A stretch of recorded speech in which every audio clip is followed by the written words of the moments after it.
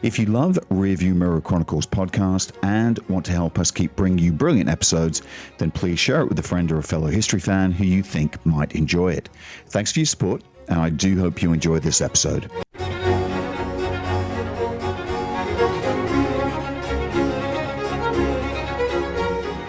Hello, I'm Keith Hockton, and if there's something I've learned from my years of research is that people have made some incredibly weird books down through the ages. And that led me to compile a kind of Madman's library of strange books and manuscripts, a compendium of some of the most curious books and manuscripts ever made. And as you'll hear, some of them are very strange indeed. I think for anyone who's ever been caught up in the romance of an old library or a secondhand bookshop, research is essentially a dream come true, because as you troll through the archives, you come across collections of some of the weirdest books and manuscripts that have ever been written.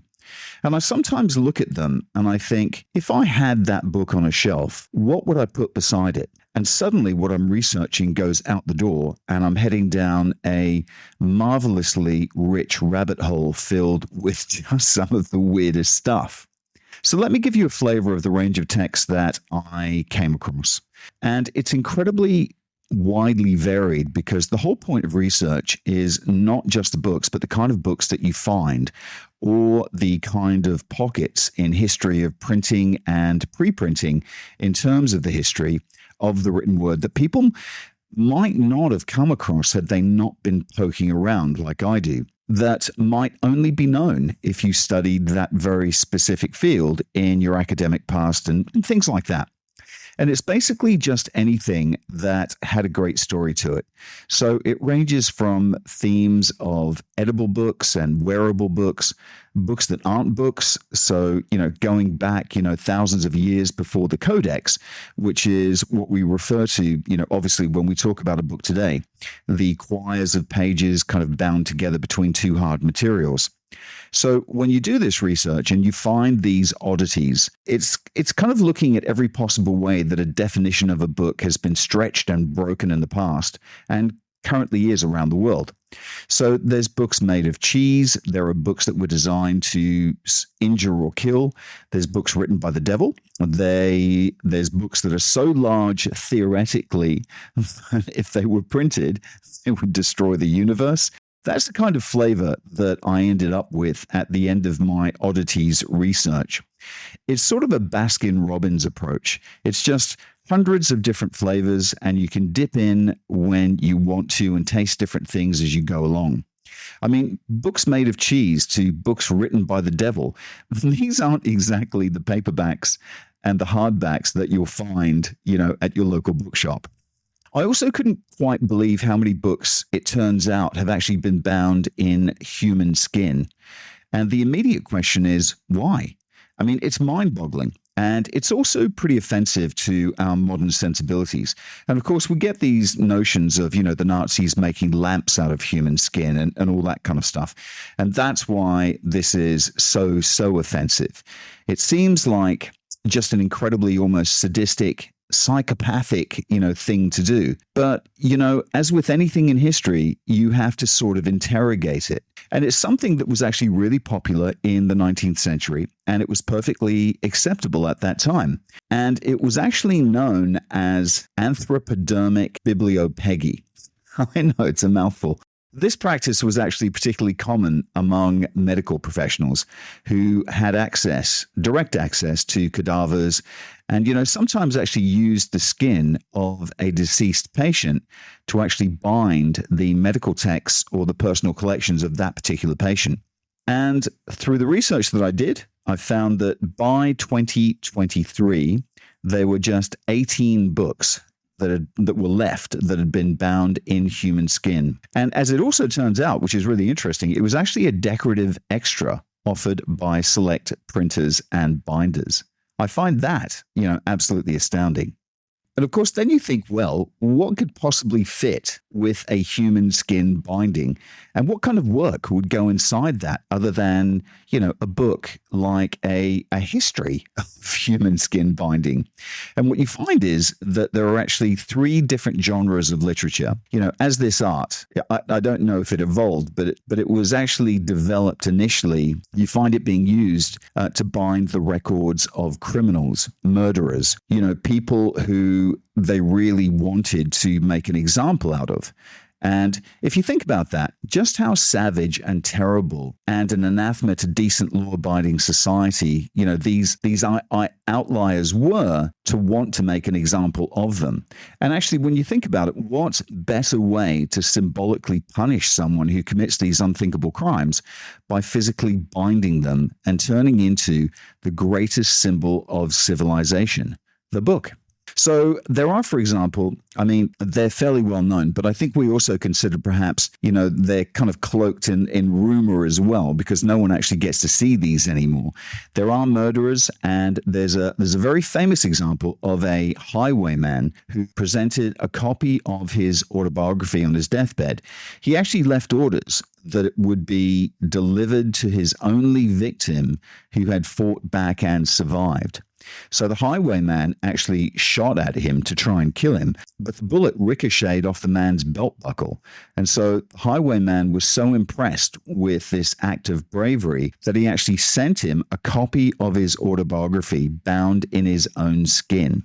And as you move away from criminal counts, you move into the field of medicine, and curious medical cases would be bound by surgeons in the skins of their subjects, really as a way of memorializing the person, in a sense, showing how special they were, I suppose, and not just because of the unusual ailment that they suffered from.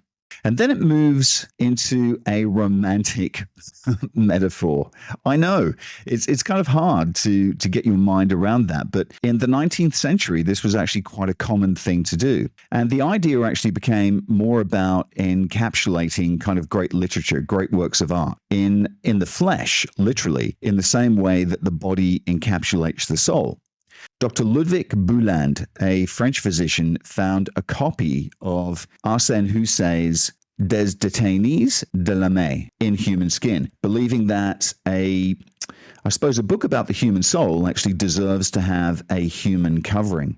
And the most famous example of that is Camille Flammarion, the French writer and astronomer who, and this is a story that he confirmed to the newspapers, he was at a party when he complimented a young countess on her flawless, beautiful skin. And it turns out she was actually dying of a terminal illness, tuberculosis. And he didn't know that. And she didn't say anything about it to him. And then one day, many months later, there was a knock at his door. And there's this French surgeon standing there with the package, or a package, saying that he had just flayed the marvelously attractive young woman who had left orders on her deathbed that her skin be presented to her complimenter, her hero, Flammarion, for him to actually bind his latest work in. Whatever that might be. So there's actually a copy of his book, La Tire de Sel, from 1877, bound in the skin of the young countess. And it goes on into the 20th century, but then it becomes more, kind of references that you find when you're looking for evidence of it. It becomes more kind of recollections of binders and printers. And then, as time goes on and, there's then world wars, it becomes disgusting and very bad taste, and it eventually just dies away. I think what's so intriguing about these stories is that we just balk at the idea of something incredibly grisly and macabre, but actually their motivations weren't necessarily macabre at all, in themselves. And if we're talking about books made from the human body, as we are, then my thoughts immediately went to another book that I'd found by Saddam Hussein, who, it's an astoundingly curious work. And it's a story that I heard time and time again, and I saw references to time and time again. And I thought that maybe it was a rumor because no one had ever heard of it. So I found out that in 1997, Saddam Hussein actually commissioned commissioned a master calligrapher in Baghdad to create a 805-page copy of the Quran to be written in his own blood, in Saddam Hussein's own blood.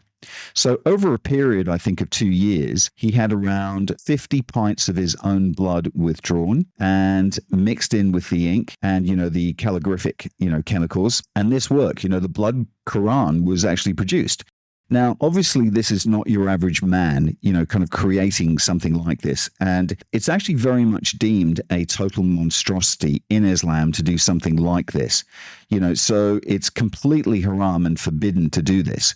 But the fascinating thing is that it continues to present a dilemma to the archivists who kind of bundled it away after the fall of Baghdad into an archive, somewhere under the streets of Baghdad. And it's still there, and no one really knows quite to this day what to do with it, because it was actually forbidden to create it in the first place, but it's also forbidden to destroy a Quran. So there's a real conundrum. And it did actually go on. It went on display, for a little bit. So we know that it exists, but, now it's supposedly in this archive where there are actually 3 separate keys, 3 separate locks to open the door to where this is kept. And each one is actually given to a different public official so that no one can actually just sort of sneak in, and have a bit of a peek. But there it lies. In terms of the tradition of blood writing, this was actually a fairly recent example of a very long ancient art. And I go back all the way, kind of looking at this practice and sort of Buddhist writing for as an example, where it's deemed as sort of an aesthetic act of sacrifice, earning good karma to kind of prick your skin, or snap your bones and writing in your own blood. Giving in to the literature, imbuing yourself with this sort of divine power. But of course, you can shift all over the place. So alongside this, and if you think, well, in a theoretical library, which is essentially what this collection in my mind might be, what would sit on the shelf beside something like that? So I remember talking to a book dealer in Maggs Brothers, which is a great London, rare bookshop. And she said, oh, yeah, blood writing. Yes. A few years ago, we had a copy of a diary of a shipwreck from, I think, about 1842 called the Blendon Hall. And the captain and a few others survived. And all the captain had at his disposal to keep his records with was a few bundles of the Times that had washed ashore, a writing desk, pens, but of course no ink. And so he used what was available to him. So the subtitle of this book is called The Fate of the Blendon Hall, and it's actually written in the blood of penguins. And of course, then I discovered, as I was further down that rabbit hole, that in 1977, there was actually a Marvel Comics book that was put out featuring the American rock band Kiss, who actually agreed to have their blood withdrawn to be mixed with the ink. And of course, this comic book was printed as a limited edition, but with their blood. And it actually proclaims on the outside that it's actually written in the blood of the Kiss band members. And it was a massive selling point. And so it's fascinating to, kind of dart around and see these various completely contrasting examples of the same method of production. And what this really illustrates to me is how strange and bizarre some humans are through history, and how weird their behaviors have been, and how obsessive almost and dedicated, to creating certain things people have been. And it's much more about the eccentric people that made the books than the actual books themselves. And these eccentric characters, that collect these books are actually just as interesting as the books that they collect. As an example, I remember reading this book and thinking, it had to be a classic example of wondering whether it was a hoax itself. But there was a gentleman, and an American clergyman, who produced a book in 1858 called John Murray Spear, who claimed to channel the spirits of various American presidents, which he called the Association of Electricizers. And he commanded quite a following because he was clearly slightly out of his mind, but also incredibly, charismatic. And he and his, I guess, for want of a better word, cult, retreated to a wooden lodge in the backwaters of the Mississippi. And they actually disappeared for 9 months because what they were doing was he was actually following instructions that he recorded in his book, this story, kind of following divine instructions to actually build a robot messiah, essentially out of parts of wire and copper and, parts of a dining room table. And of course, then he anointed, one of his female followers as the new Mary. That was her title. And there was a very elaborate ceremony where she was supposed to give birth to this robotic messiah. And obviously it didn't quite work out that way. And he writes afterwards, and this is what I love about these crazy books. He writes afterwards, and I'll quote directly. He says, "Well, I'm very grateful for the time and the revelations that have allowed me to see beyond the clouds and the secrets of the spirits bestowed upon me. But now I must move off to my next adventure," unquote. And then he was never seen or heard from ever again. So there's this weird little pocket in history that I'm not sure would really fit, in kind of many other books. But then again, it made me think, okay, so if this is on a shelf, what do we put beside that? And that led me to this story from 1933 of a Shinto priest in Japan who discovered these documents. So the story goes, that appeared to be written in Japanese, and they're the last will and testament of Jesus Christ.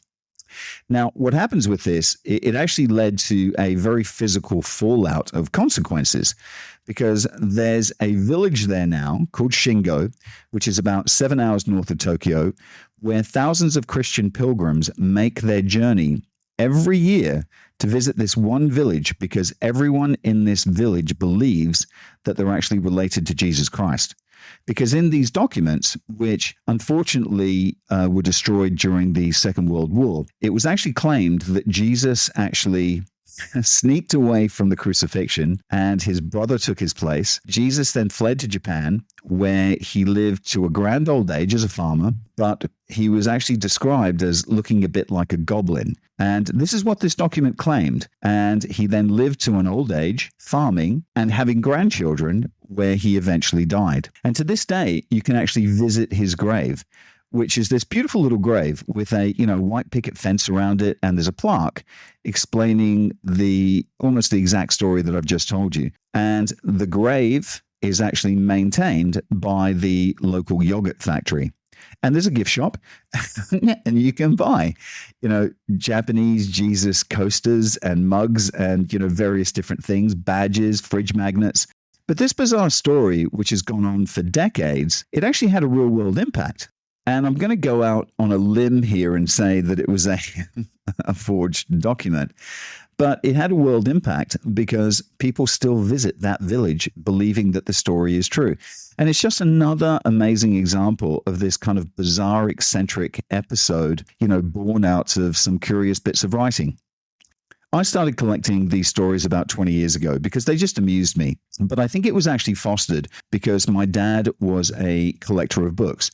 And I grew up going in and out of rare bookshops with him when we were in the United Kingdom. And when you're not an expert in a particular subject, the way someone tries to get you interested is to tell you the most interesting part, the most curious thing that they can think of in that particular field. And so that's what I was used to seeing and hearing when I was in these bookshops.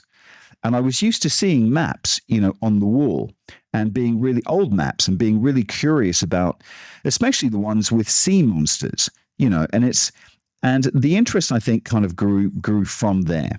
But from having this perspective of the rare book world as a child and, of course, then as an adult, which I think from the outside may be seen by a lot of people as, quite a dry, crusty, kind of gray-haired, old, locked-off world, was to show with these stories that I'm sharing now that it's actually not like that at all. And it's a little bit like a, concretion. From the outside, it's an unremarkable, boring rock. But when you crack it open, there's an amazing array of glittering things inside to grab your attention. And I honestly can't describe how a rare book auction catalog is to flick through and how exciting a rare book auction actually is. If, for example, you've never come across one or thought that it was just a closed off world, it's really not. And I love talking to rare book dealers almost as much as I love talking to librarians, because dealers and librarians have a great magpie eye for an incredibly good story. They know exactly how to hook your interest in something that you never thought you would be interested in. I remember going into a bookstore. I remember going into a Waterstones in Southend-on-Sea and not looking for anything in particular, but I was actually drawn to a lovely tag that they'd put on a shelf saying that this book was a must buy. And I picked it up, and the Waterstones person came over to me and she said, "If you like that, you'll like this. And you'll like this because..." And then she gave me, this incredible mental image to kind of illustrate her thoughts, and I ended up buying both books. One of my absolute favorite books is a 1775 work called The Compendium of Demonology and Magic. And it's a real shame. It's such a shame that this is an audio format that I'm talking to you over now. And I can't share this book with you because the pictures in this book are just amazing. I love grimoires, and even though that was a kind of a later term, for magical manuscripts, this book is visually stunning. The book was written in 1775, and what I love about it is that, as with books of this age about this particular subject, it's actually dated to the 11th century by its author, which was actually a standard tactic in producing grimoires because it made them seem much more mysterious, I think, to be filled with, ancient knowledge. But it also protected the author with as little information about who actually created the book as possible. And that would have saved it from being thrown in the bonfire. And at a certain time and a certain age, probably saved him or her from, burning on a fire, being put to fire. So this manuscript is informally known as the Compendium of Demonology and Magic, and it's actually in the collection of the Wellcome Library in London. And what you find, because it's written at a point in time where obviously, the hysteria over witchcraft, has actually subsided a fair bit, common sense had actually entered into the general discourse, and men suddenly realized that, not everything can be blamed on witches and women. So what you find is this artist is working with a more freer sense of artistic license. So he or she is really embellishing it, embellishing every detail. So what you find, as well as standard repeated grimoire information, the standard kind of incantations and spells about how to summon demons, there's lots of warnings in here as well. And one of my favorite illustrations is of a couple, a pair of treasure hunting men who, you can see in the picture, they've got all the right equipment and they follow the instructions of earlier grimoires. And they've also brought their book of spells, they've got their lamp, and you can see they've got shovels with them, and they've dug a hole in the ground because this was the most popular use of magic to find buried treasure. And then all of a sudden you see an enormous, conservatively a 9-foot tall demon with a cockerel head, enormous claws, and a massive penis, which he's using to urinate on their lamp while also seizing, one of the treasure hunters. And it forms a pretty unambiguous kind of warning against this practice. And this is the whole point, because I think there's a book of the same genre called the Book of Buried Pearls. And what was astounding about coming across this story, following this compendium of demonology, was that the issue with treasure hunting, hunting for buried treasure, was actually a massive problem in Egypt. And in fact, it was actually described by one Egyptian minister in the government in the early 20th century as being more damaging to their landscape and their physical cultural heritage than all the wars that had occurred in Egypt, because people were actually going absolutely nuts, digging everything up, following the guidance of this grimoire, this book that claimed to know secret divine source knowledge of where treasure was hidden in the desert, by the pyramids. And so what's interesting is seeing books that we generally view, these kind of magical works as being representative, locked off in a certain period. That sort of gray line between science and religion and fantasy as that being something, being self-contained in this lost episode of history. But they carry on and on. And then I kind of reached the realm of spiritualist writing. And this fashion is actually Victorian turned Edwardian, of mediums, kind of channeling ghosts. So the spiritual world, the demonic world, is still alive and well in terms of literary tradition. And I've even seen books, guides on occultism produced for American law enforcement on how to spot if a cult has been sacrificing to Satan in the local area. And apparently what you look for are skulls and shaved heads. That's apparently the dead giveaway that there's a child sacrifice going on somewhere in the basement. So it's a fascinating part of the book world to kind of dip into. And then actually, quite a big relief in many ways to dip out of at the end. On that note, let's take a small break and a message from a sponsor, and we'll be right back. Autonomous is your one-stop shop for your Malaysia My Second Home visa. But they are much more than that. When you sign up with Autonomous, you become part of a larger community, a community that cares about you in Malaysia. And that's important when you move to a new home. So for more information, call Autonomous or WhatsApp them on +60 12 493 7270 or visit their website www.penangmyhome.com. And we're back. I think the imagination involved in the creation of some of these kind of supernatural texts is just mind-boggling, but almost as intriguing as the works of pure imagination are the works that are trying to replicate reality, but we now know to not quite be accurate. So I'm thinking of books of medieval beasts, where they're actually trying to recreate animals, for example, that they've never seen, that kind of thing. And quite often, the errors in encyclopedias or books of knowledge, especially when you go back to like the medieval era, are often the things that actually make them the most interesting and the most charming. And I think we can actually be quite snobby and hasty to judge. There are a lot of memes that go around on the internet. It's like, look at these medieval artists, they believed animals to look like this. And that's actually not taking into account a huge amount of information that's actually presented, I think, satirically in this artistic form. And I think that's what we're ignoring.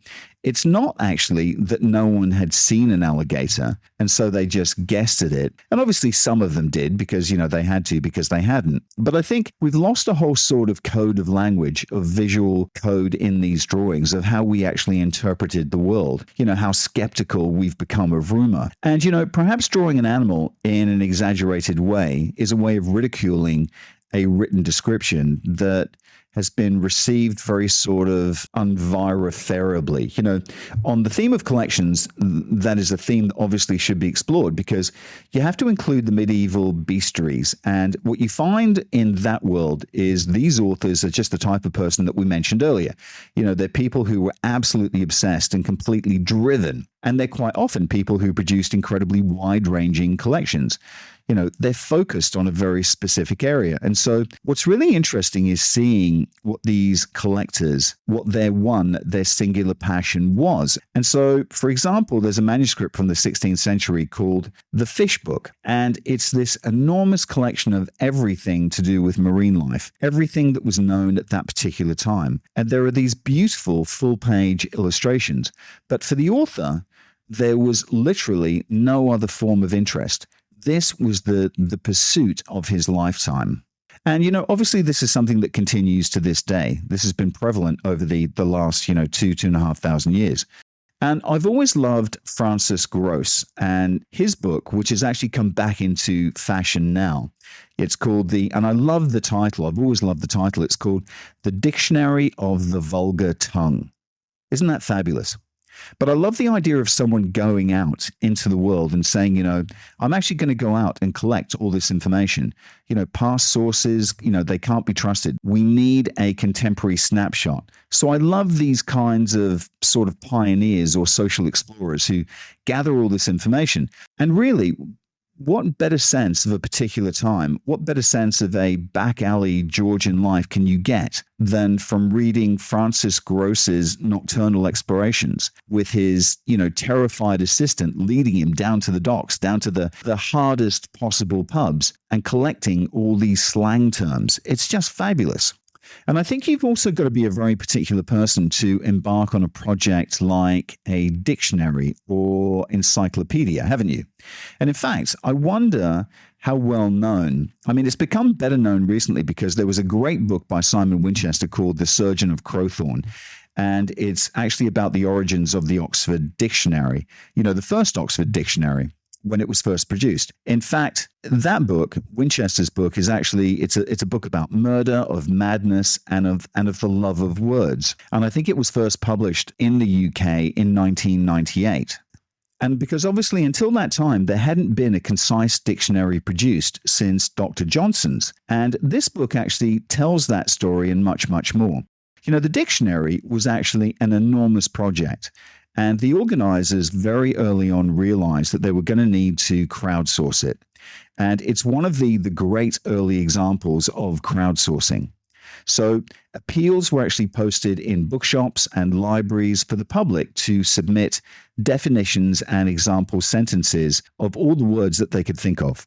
And one of the most prolific providers of information going over, a 10-year period was a gentleman, a doctor, stationed at, well, let's just say he was stationed at a hospital, and he struck up a friendship with the main compiler of the dictionary. And for 10 years, they became great friends, and they had this kind of pen pal, relationship. And after a while, there was probably a desire to meet up. They actually wanted to meet in person. And the doctor says, well, I'll actually agree to this, having declined for 10 years. But you know what? You actually must come to me. So he gives him the train station to catch a train to and says, I'll send a carriage to collect you. Sure enough, the carriage is waiting there. The driver says nothing, and off it heads to this great country house. And when they get there, a servant comes out, and the lexicographer is actually led into this grand office where a man is standing there. And he says, my friend, it's so good to see you. And the man says, oh, no, I'm actually the superintendent of Broadmoor. And if you don't know what that is, Broadmoor is an insane asylum. And the person you want to see is actually one of our patients and a murderer. Isn't that amazing?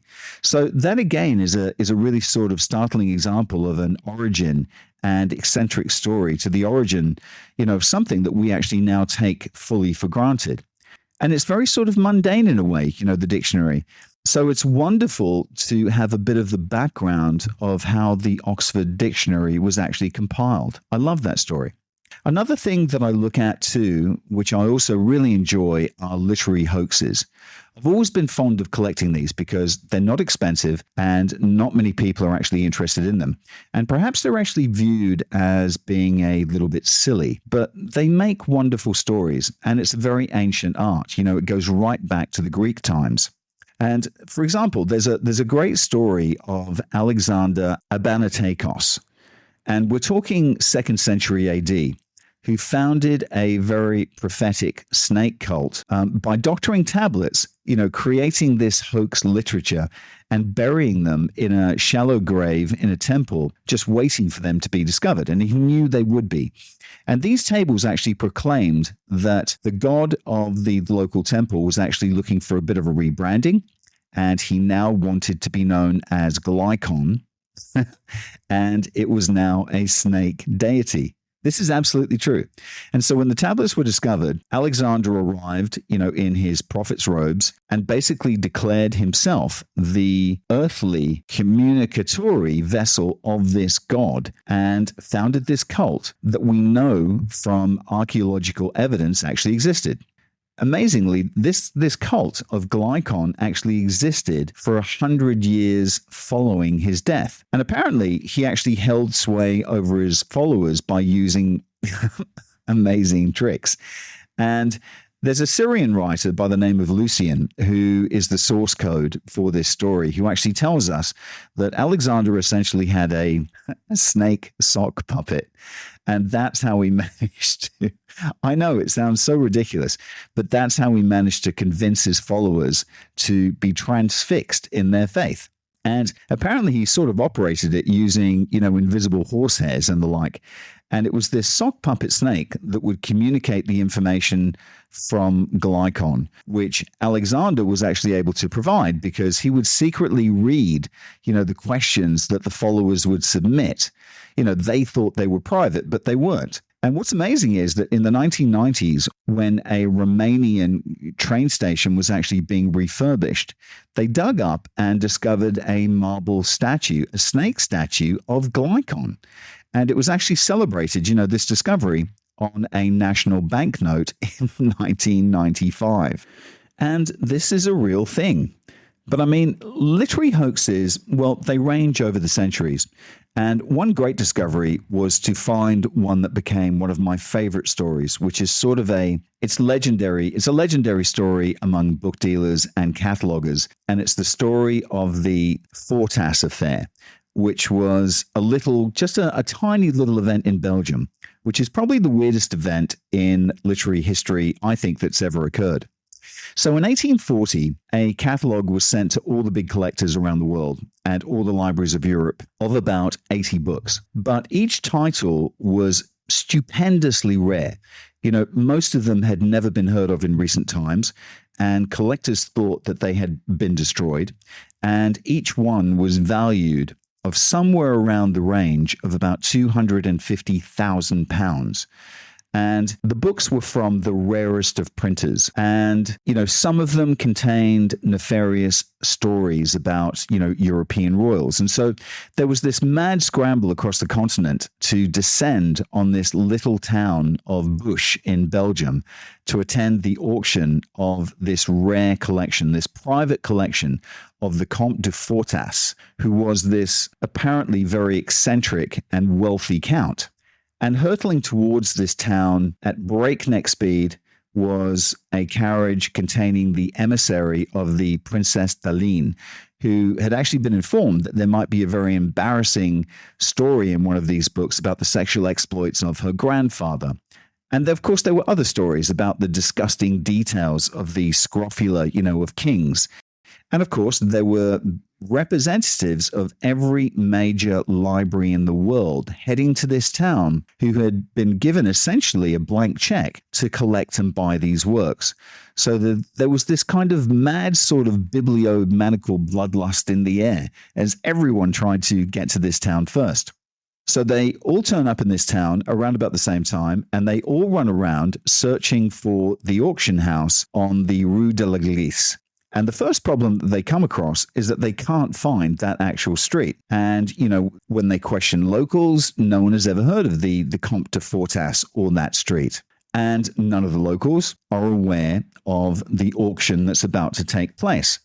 And then a couple of days later, posters were actually printed and put up saying, from the Count, basically saying, "Oh, I'm terribly sorry for the confusion. All the books have actually been presented to the town library, and you can inquire about them and view them there." But this then caused more confusion because the town had no library. This mystery bubbled and percolated for 13 years. There was no solution to it. But as it turned out, the catalogue had been completely invented by someone. The Comte de Fortas was a completely fictional character. And obviously all the books were fictional as well.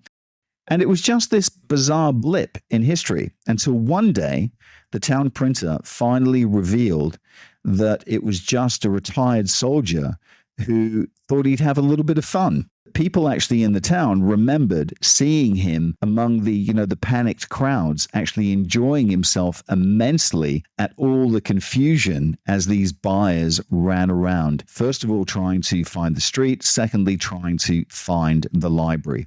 It was one big hoax.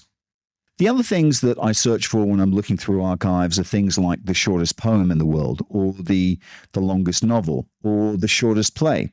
And I've actually got a copy of the shortest play supposedly ever written, which is set in a mountain lodge of a pioneer, and there's a knock at the door, and the pioneer gets up and answers the door, and there's a man standing there saying, "Please help me. There's a bounty on my head." And the pioneer says, "How much?"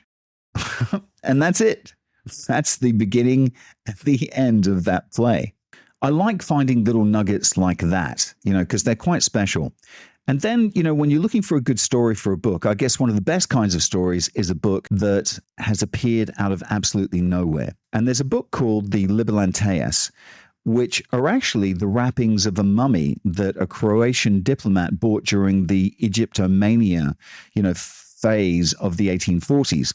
But it was only in the 1890s, when the mummy had been donated to the Zagreb Museum, that they actually realized that the mummy was actually wrapped in strips of linen that was an Etruscan manuscript. And that at one point it had been 3 meters wide, a 3-meter wide canvas, actually telling this incredible story. Another example of that is a book that's called The Bookfish, where, so the story goes, in 1626 at a Cambridge fish market, a very suspiciously fat codfish was kind of sliced open by a fishwife, and out slid this kind of rather gooey cloth parcel. And when she unwrapped the cloth, she actually found a copy of a book which was called Preparation to the Cross. And the funny thing about this is that this event was actually confirmed by Dr. Joseph Mead of Christ College, Cambridge, where he admits to, first seeing it and finding it absolutely unbelievable. I mean, the cloth itself had actually turned into a jelly while it had been in the fish. But the book itself was actually in really good condition because the sailcloth had actually protected it. He comments that it actually stank, very much. It turned out that 100 years earlier, a Protestant writer named John Firth had been kept prisoner in Cardinal Wolsey's fish cellar, and he'd actually written this book, Preparation for the Cross. And somehow, a copy of this book, and no one ever established how, found its way into the fish's belly. 100 years later, it's discovered. So when this story gets out, 100 years later, after the discovery of the book, it's actually then reprinted and republished with the subtitle, which is called Vox Pisces, or Voice of the Fish. One of the questions that I'm also asked as a publisher is if I feared about the future of books. And the first thing that came to mind when I was asked that question is a quote from the great Stephen Fry, who said that at the time that the Kindle was invented and becoming quite popular, he actually said, "I think the Kindle is as much a threat to the book as an escalator is to a staircase." And I think, when you've handled antiquarian books, there's nothing like the smell of a rare bookshop when you walk in through the door. And, this wall of perfume kind of hits you. And what I also love is that some dealers that I've met can actually date a book purely from the smell of the paper and the bindings. They can actually tell you where this paper was produced and when. And I actually can't imagine anything that replaces the sensory experience of handling books. Personally, I'm still very uncomfortable reading books on a screen. And it's not that I'm trying to reject it, I just find it very uncomfortable. To me, it's always seemed a bit like what happens in the art world, art collecting, where people often say, well, that's very expensive. Wouldn't you just want a photocopy of that or a nice reproduction? But in a way, it's like offering a hungry person a photograph of a sandwich. It's just not the same thing. So books to me are actually very important. And what I love about them most, it's not just the smell and the feel. I mean, these are tactile, rare things. And the ability to actually pick up a book that has been signed by an author, that an author has actually held, is rather special.